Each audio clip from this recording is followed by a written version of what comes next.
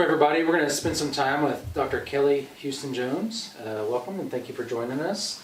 I thought we'd start off by, why don't you tell me a little bit about where you're from, your background, and kind of where you grew up. Sure. I am a native of the area. I was born in Morrilton. I went to school at Wonderview High School in Hattieville, which is northern Conway County. And so I'm kind of, I'm from the area. This is home to me.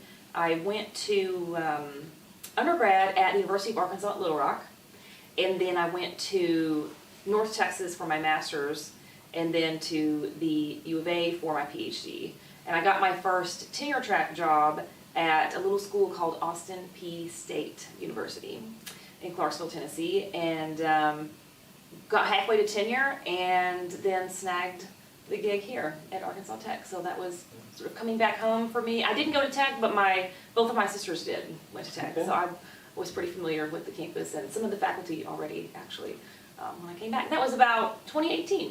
2018. And you're from this area, so you had a familiarity with like the topography, the general area, right? And so tell me, so I guess, so what degrees did you study? You said you went to UALR in Little Rock, and then North Texas in Denton. And then what was the third one? Sorry. The University of Arkansas in Fayetteville. Yeah. Okay. So what degree? What was your degree paths within there? I actually started out at UALR as a business major because I like people and I like talking to people, and I thought I was going to do marketing and public relations.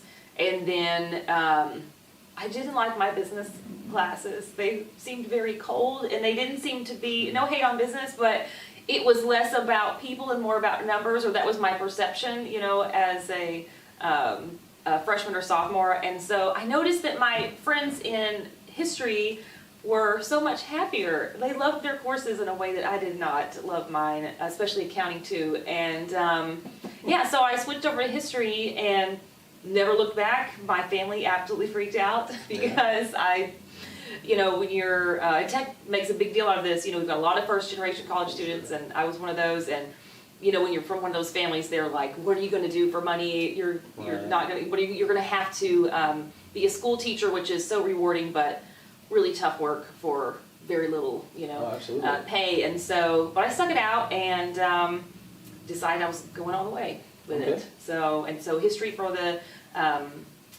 master's and for the PhD, and that was when I really kind of narrowed into Arkansas history in particular. Sure. And just to kind of play into that, I guess, I specifically remember it was my first history class. I went to Oklahoma State as an undergrad. And, you go into history in high school, and the coach is the history teacher, so, you get a different experience depending on which coach you get. But in fact, I knew the son of the guy that was the instructor, or the professor, not the instructor, the professor. He was in this, I met him later, actually, but I fell in love with history at that point. It was the instructor that made the difference. Right. And learned some things that I just didn't know, and some things that I thought I should know. And so anyhow, it's very cool. And I've kind of had I don't know, probably not to any level of you, but I've always had an interest in history as well. So tell me a little bit about, you were on sabbatical recently. Yes. So tell me a little bit about, I guess for the folks that may be watching, tell us a little bit about what a sabbatical is and kind of what your project was for your sabbatical. Sure. So the joke about sabbatical is that you're like on vacation. I was not on vacation. I was on research reassignment. So for the folks who aren't familiar with it, every so many years, often it's 7, hence the sabbatical, that sort of route there. Faculty have the opportunity to be reassigned to a research project, and you've got to have something to pitch. It can't just be that you'll find yourself while you're, spending that semester. And so I thought I had a pretty good idea, a little bit of research that I had worked a little bit on in the course of my first book about slavery in Arkansas. And I thought, well, I think there's more here. I have more questions about this. And the more I dug, the less I found that my colleagues in my subfield knew anything about it. And so I was like, okay, I'm onto something. So what I pitched was a series of research trips and writing time as support for this project about the lynching of enslaved people. Sure. So sometimes when I talk to folks about that, they hear African Americans, but I'm talking specifically about the era of slavery. So Sure. almost everything written about the history of lynching is from about 1880 something to about maybe somewhere in the 1930s, maybe 1940s. Sure. And so, of course, that's an important period for that study, but we know almost nothing about the vigilante killings of enslaved people. So So in the before, era yeah, of before the slavery, Civil War this came was along. something which it really confounds people, because you would think that the economic incentive would be enough to preserve black life and keep people from proceeding with those kinds of acts, but it's not usually the enslaver or his or her family doing it. It's usually, the neighbors or something. So Okay. so what I think I know about this is that it's a way for that neighborhood whites to take part in policing slavery's regime. So Okay. it looks a little different than lynching in later eras, and I think it prompts us to ask questions about what we think lynching is. Right. So. And you traveled to a couple different spots through your sabbatical? I did. I'm super proud of the fact that I got to spend 1 month as a residential fellow at George Washington's Mount Vernon, the George Washington Presidential Library there. We had offices, writing support. They had really good stacks actually in their collection as well, in addition to primary sources available. And that was the first big trip, and really probably the biggest trip that I went on during the course of my sabbatical. And no, there weren't lynchings that we know of on George Washington's plantation, but the world that he lived in is really what that fellowship Sure. program is after. Your projects. Some fellows had projects that were specifically tied to George Washington and his family, but it was often just somebody like me who had a project that the chronology and the time and place fit. Sure. So that was incredible. What a great experience there. And then I went to the University of North Carolina at Chapel Hill, which is the mecca for Southern historians. Had a shorter fellowship there and really got to roll my sleeves up in sources. Whereas at Mount Vernon, I was spending more time writing than gathering. And then at Chapel Hill, I was able to just harvest a bunch of documents that you've got to get there to see. They have a great digitized collection as well, but their collection is so huge that there's a whole bunch that's still there that you have to go there and lay eyes on it. Sure. So I went there for about 2 weeks. Okay. And so you've had these experiences at these couple different places, and you've dug into it. So what's the next step in as far as your project here? Well, I've got in a couple of grant applications, smaller things. I'd like to go to the University of Tulsa and see some documents that the Gilcrease has. I've put in for a research trip sponsored by the Texas State Library and Archives Center. I'm probably not saying it exactly right, but basically analogous to our Arkansas State Archives. Sure. They've got a little grant program, and I'd like to see some documents there. And so I've got a couple of trips that I'll probably make, but really I'm at the book proposal writing stage. Awesome.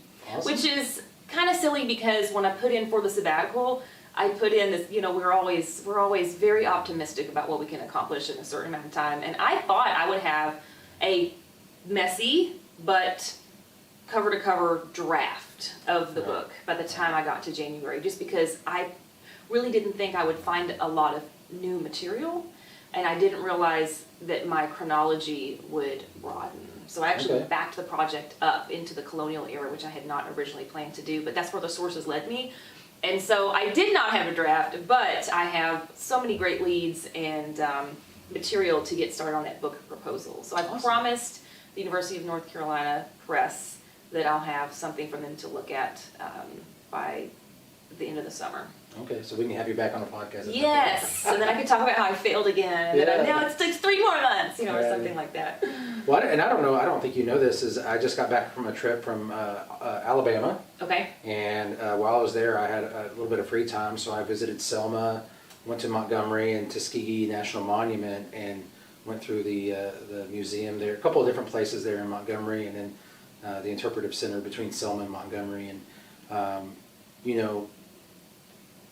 I think trying to be delicate about this. Growing up in the South as a white person, there's a lot of those stories that you don't hear or are very transferred differently. Yeah. Right? And I'll just be honest, there's a couple times going through that museum there in Montgomery that it kind of makes you're almost hard to breathe a little bit, some of the things you see and hear and read. And well, even now, like you think about some of the things I saw that, you know, kind of get teary-eyed, right? So I think it's a really cool project, a really important work you're doing. So thank you on that. Let's shift to something a little bit more in the lane here at Arkansas. Yeah, uplifting. Oh, okay. I was going to say in the lane for Arkansas Tech. So tell me a little bit about the graduate program in history. Oh, we've got a great program. We have excellent faculty. Everyone says that about their program, but we really, really do. We've got a split in emphases. Our students can focus more on world history or American history. We used to have a specialty in modern Europe. That was our most specific little area that you could focus in on. We don't have the same. The faculty have changed up enough that we don't do that anymore. But the teachers really like that because that really fits with the career goals, for them, and that really is probably our most growing clients, right? That we serve are teachers who are on the job. They want to deepen their content knowledge, or they want to be able to teach concurrent courses, or they might want to just, snag side work teaching courses for community college. And that usually requires them to have a certain number of graduate hours in order to take that. Right. So they can do that with, completing the entire master's degree. But we also just rolled out a certificate, 18-hour certificate, and that's the magic number for the state of Arkansas, and I think other states as well, that allows someone to teach a community college course in the topic. So our traditional, what you might think of as traditional graduate students are, getting what they need, and then we've got folks who've got different career goals. We're trying to serve them as well. Sure. So kind of coming to the end of our time here, but I got one last question. If there was some advice that you could give, like whether it's a high school student moving into an undergraduate program, or more importantly, an undergraduate student, whether it's in history or an adjacent type program that's thinking along the lines of, I'd really like to look into history as a master's program or in a professional way, is there any sage advice or any key things you'd advise them to think about or consider? There's probably a lot. I think that the one that we probably have time for would be just to, I think I would just encourage them to think of themselves as someone who is not only a consumer of knowledge, but as someone who could be a creator of knowledge. Rather, that's one of the differences between the undergrad level and the graduate level, right, is that you're moving from picking up information and sort of filing it away to doing something with it, doing research that maybe there is a gap. So I think that starting to see that field in a different way, whether it's history or something else, right? But starting to see that field in a different way, like what conversations are being had, what does that discipline actually look like? Maybe I like documentaries about the Civil War, I definitely do, but that gets me halfway, right? I need to think about what are my questions about that time and that place, and what have historians said, and how do I get in on it? Sure, that's what my question would be, yeah. All right. Well, thank you so much, and I want to say, once the book comes out, I would like you to sign a copy for me. Yeah, will do. And thank you so much for joining us. Thanks so much. Dr. Kelly Houston Jones, everyone.